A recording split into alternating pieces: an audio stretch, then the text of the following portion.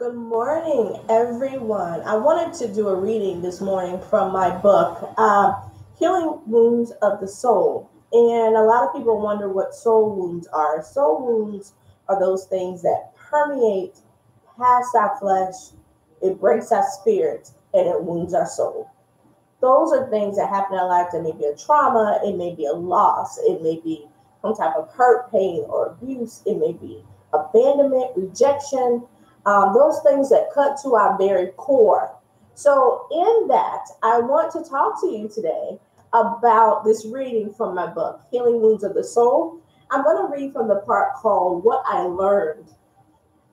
I learned through my own personal struggles and in working with individuals as a counselor that sometimes it just hurts too much.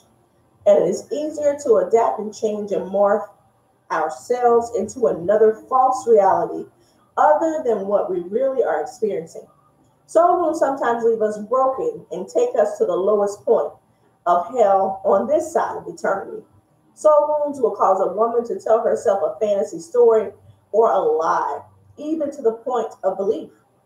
You see, when our situations in life cause our minds to have distorted thoughts and perceptions, we begin to live our lives from that particular point of thought and perception. This can be dangerous.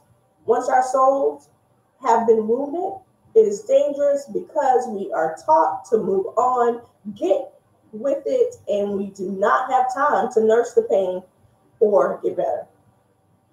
This is where many make the mistake of just continuing with life out of a place of being hurt and wounded and begin to hurt, break, and wound others, relationships, and their view of what it means to love themselves.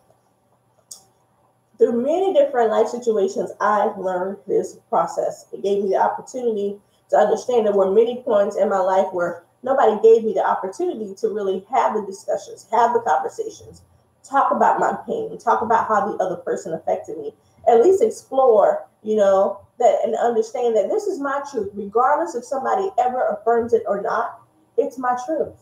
And so I want to make sure when you walk away from this video that you understand it's your truth. No one can change it. If it happened to you, you're the only one who has to affirm it and accept it and acknowledge it within yourself. So there's a self-discovery exercise that goes with this that says we all do it. We give and give to the point we have nothing left to give ourselves. Right now, I want you to think of all the ways you pour out, give to, exhaust your resources, whether it be money, time, or talent, for the benefit of others' well-being.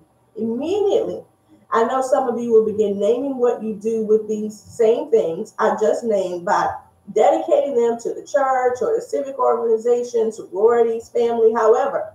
I understand that God sent us his son and one greater in the Holy Spirit. So we could share and give from a place of surplus and God power, not from the hollowed out vessels we have become by being used over and over and over again, or when we begin playing God for other people.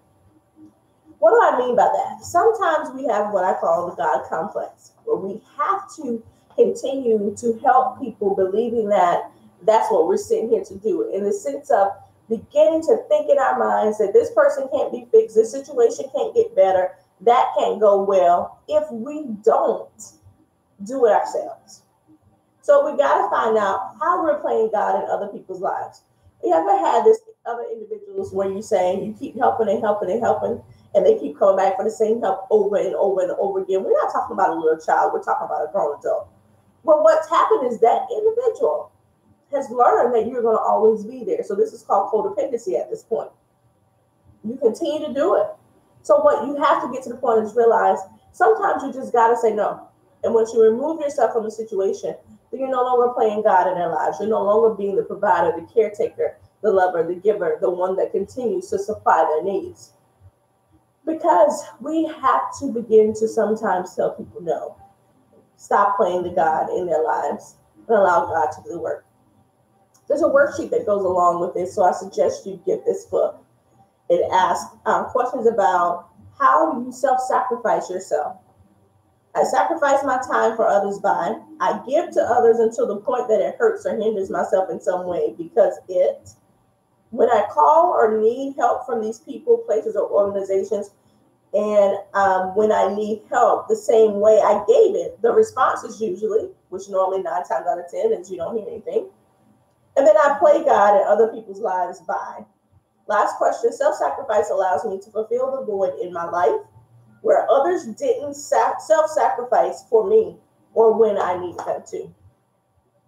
So this is talking about relationships, how we reciprocate, how we love one another, how we give to one another, and to make sure that you're not self-sacrificing yourself for another individual, whether it be family or a loved one, to the point of totally losing or feeling drained or feeling like you poured out so much that you don't have anything left to give.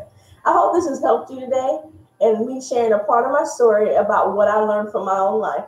God bless you all and have a wonderful journey healing the wounds of your soul.